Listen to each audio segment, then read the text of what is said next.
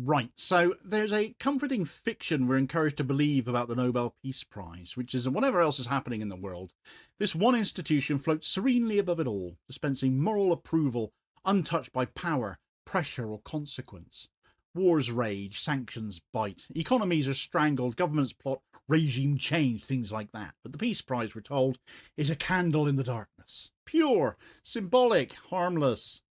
And then Julian Assange comes along and does the one thing you're not supposed to do to a moral ornament like that. He treats it as something real, something that acts, that intervenes, that takes sides, and therefore might actually have some responsibilities. Not a metaphor, not a sermon, a legal filing, which is when the awkward question finally lands. If a peace prize is used inside an active pressure campaign, lending legitimacy to coercion, at what point does it stop being about peace at all? Right, so the thing that has happened, stripped of ceremony, is rather simple here. Julian Assange has filed a criminal complaint in Sweden against individuals linked to the Nobel Foundation over the decision to award their 2025 Nobel Peace Prize to Maria Corina Machado. He has alleged gross misappropriation of funds, facilitation of war crimes, crimes against humanity, and the financing of aggression, and he's called for the freezing of the prize money.